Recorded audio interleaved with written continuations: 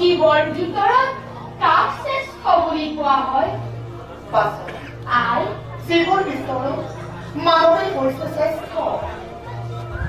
আই কি কৰিলে এই মায়ামুখ ছেদ কৰি ভগৱানৰ কৰোণা লাভ কৰিব পাৰি?